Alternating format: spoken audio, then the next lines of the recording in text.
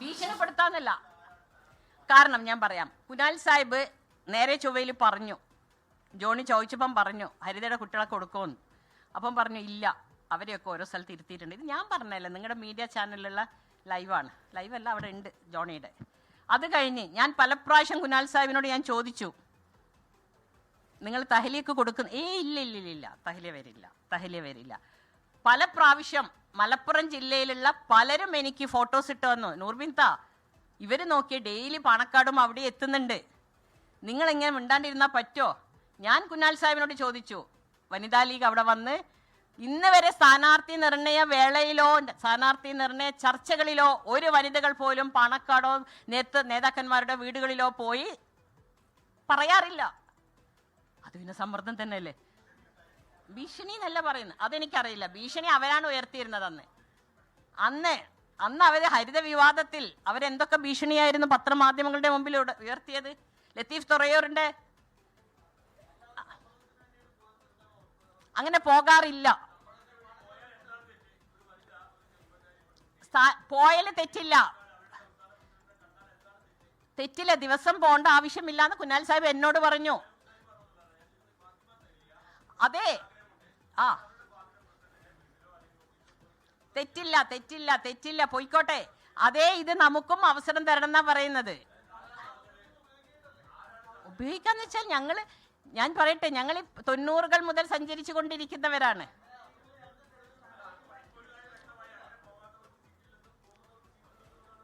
അല്ല, അങ്ങനെ നമ്മുടെ പാർട്ടിയിൽ ഇല്ല, മൂല്യങ്ങളിൽ ഇല്ല.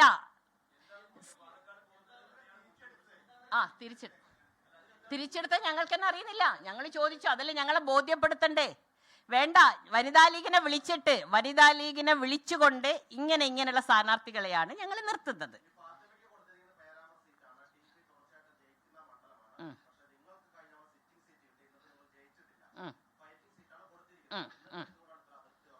അയ്യോ, അത് ഇവിടെയാണ് എൻ്റെ മാധ്യമ സുഹൃത്തുക്കളോട് ഞാനൊരു കാര്യം പറയുന്നത്. സീറ്റ് കിട്ടാത്തതിലല്ല ഈ വിഷമങ്ങളൊന്നും. സീറ്റ് കിട്ടാണ്ടെങ്കിൽ ഞാൻ എന്നോ പോണം. കാരണം 96-ൽ നൂർബിന റഷീദിനെയായിരുന്നു കോഴിക്കോട് സൗത്തിൽ പറഞ്ഞത്. കമറുന്നിസ അൻവർ വന്നു, അവരോടൊപ്പം നിന്ന് പ്രവർത്തിച്ചു. 2011-ൽ ഡൽഹിയിൽ ഇന്ത്യയെ റെപ്രസെന്റ് ചെയ്തിട്ട് ഇന്റർനാഷണൽ വിമൻസ് ഡേന്റെ 100th ഇയറിൽ അവിടെ ഞാൻ നിൽക്കുമ്പം അവിടെ നിന്ന് 2011-ലെ തെരഞ്ഞെടുപ്പിലേക്ക് ഗുരുവായൂരിലോ ഇരവിപുരത്തോ നിൽക്കണമെന്ന് പറഞ്ഞിട്ട് എന്നെ വിളിച്ചു വരുത്തിയിരുന്നു. എൻ്റെ കയ്യിൽ നിന്ന് കുറേ പല രീതിയിലുള്ള മാനസിക പ്രയാസം അന്നും ഞാനൊന്നും പറഞ്ഞിട്ടില്ല, ഇന്ന് വരെ പറഞ്ഞിട്ടില്ല. പിന്നെ തോറ്റതായില്ല. ഒരു സുഹൃത്ത് പറഞ്ഞു, മുനീർ സാഹിബ് ഇട്ടേച്ചു പോയ മണ്ഡലമാണ്. ഇത് തന്നെയാണ് സമൂഹ മാധ്യമങ്ങളിൽ പറയുന്നത്. നിങ്ങൾ പറഞ്ഞ അല്ലല്ല, സിറ്റിംഗ് സീറ്റ് എന്ന് പറയുന്നത് രണ്ട് പ്രാവശ്യം ജയിച്ച് അല്ല, സിറ്റിംഗ് സീറ്റ് ആണെങ്കിൽ അദ്ദേഹത്തിന് അവിടെ മത്സരിക്കാം. അദ്ദേഹത്തിന് ആരോഗ്യപരമായ കാര്യങ്ങളുണ്ട്. അതല്ല നിങ്ങളുടെ കാര്യമല്ല, ഞാൻ എൻ്റെ കാര്യമാണ് പറയുന്നത്. ഞാൻ പറഞ്ഞില്ലേ, എനിക്ക് എൻ്റെ കാര്യമല്ലേ പറയാൻ പറ്റുള്ളൂ, നിങ്ങളുടെ കാര്യം അല്ലല്ല. തോൽവിക്ക് കാര്യം ഒന്നുമല്ല, ഒരു തോൽവി വ്യക്തിയല്ല. അത് നിൽക്കുന്നത് പാർട്ടിയാണ്, പ്രസ്ഥാനാണ്, നിലപാടാണ്. തോറ്റതിന്റെ കാരണം എന്താണെന്ന് ഞാൻ എൻ്റെ പാർട്ടിയെ ബോധ്യപ്പെടുത്തിയിട്ടുണ്ട്. തോറ്റ എല്ലാ സ്ഥാനാർത്ഥികളുടെ മണ്ഡലങ്ങളും പിരിച്ചുവിട്ടിട്ടില്ല.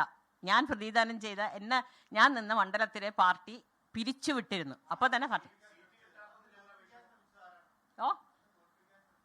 അല്ല, അതിപ്പോ പറയണ്ടില്ല, അത് ഞാൻ പാർട്ടിയെ ബോധ്യപ്പെടുത്തിയിട്ടുണ്ട്.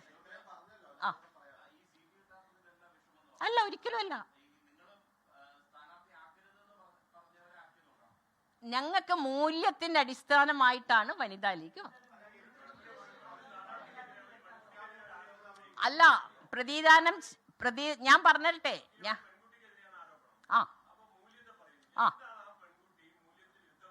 അല്ല, ഞങ്ങൾക്ക് നൽകിയ നിർദ്ദേശങ്ങളുണ്ട്. ഞങ്ങൾക്ക് കാരണം ഞാൻ പറയാം, വനിതാ ലീഗിന്റെ ഒരു സംസ്ഥാന ട്രഷറർ മരിച്ചിട്ട് 1.5 കൊല്ലമായി. ഇതുവരെ അത് നമുക്ക് നികത്തി തന്നിട്ടില്ല. വനിതാ ലീഗ് ഇത് തന്നെയാണ്, പാർട്ടിക്കെതിരെ സംസാരിച്ചു. പക്ഷേ അല്ല അതൊരു ട്രെൻഡ് കീപ്പ് ചെയ്യും, അടുത്ത തലമുറയിലേക്ക് അത് കൈമാറും.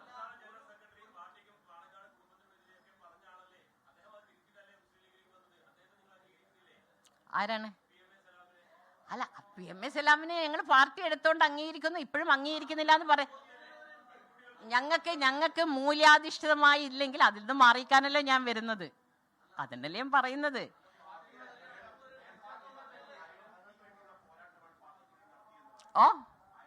യെസ്,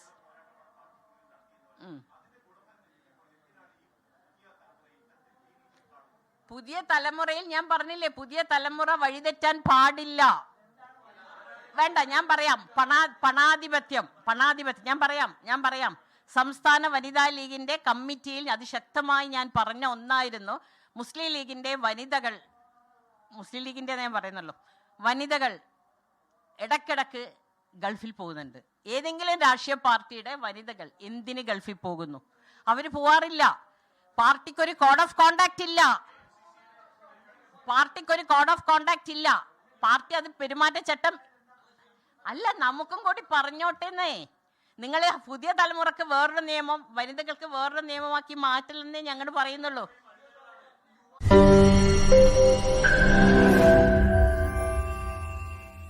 ലോകത്തെവിടെയായാലും ഏത് സമയത്തും 24 വാർത്തകളും ഓഗ്മെന്റഡ് റിയാലിറ്റി പാക്കേജുകളും എക്സ്പ്ലെയിനറുകളും വിശദമായി കാണാൻ ഞങ്ങളുടെ യൂട്യൂബ് ചാനൽ നിങ്ങൾക്ക് സബ്സ്ക്രൈബ് ചെയ്യാം.